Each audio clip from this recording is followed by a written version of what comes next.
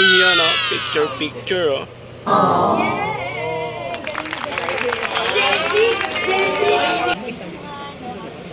And then, tsaka syempre, kung din naman sila, mga fine actors and actresses naman kasi talaga. So, I'm pretty sure it's... That's why I'm wondering ako yung ginagawa nila off screen. Kasi kwentuhan talaga. Hindi ever nagkakaroke ba kayo?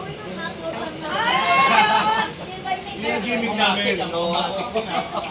Actually, yan yung mga ano namin, after taping days namin, gusto namin mag-get together talaga. So, isa sa mga ginagawa namin.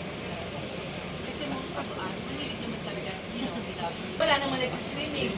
As in like, we ended up singing parang. Pero, masaya lang na lang. Kasi, bukod doon sa mga off-cam moments ninyo, I'm sure alam din ninyo yung reaction ng netizens natin sa mga viral clips ninyo. Diba yung mga away, yung mga sabunutan, yung mga haplutan pa sa rehas. Paano yung reaction nyo pag mga ganun yung gigil din yung mga nanonood at saka talagang committed sila doon sa mga storylines nila. Actually, I want that question to that. Yung sure yung mga tao, yung galit nila sa mga terrorist sa nagdadala. PM ako, lalo na itong uli na akala nila mamamatay si Jeffrey, si Christopher Martin, no? Sabi ko talagang, eto talaga pag namatay si Jeffrey, manda ka na, mga ganun talaga. Sa akin na role as Shelman. Ako, I'm excited ako for more projects with Gen Z. And I'm just like thankful. Sabihin niya, sports ko yan. Tutuloy ako. Diagram. Up. Lakas sa volume. Ako kumakanta ako ha. Kasi Gladys naman, siya yung bumipigil ng kanta. Ito to, bagay sa boss mo to. Ano nga eh, papunta na ako sa pa-road manager na.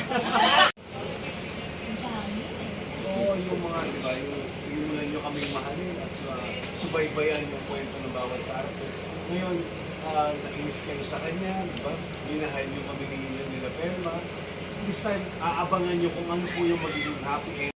Happy ending na. Ang dami mga actually. At kailangan nilang abangan talaga.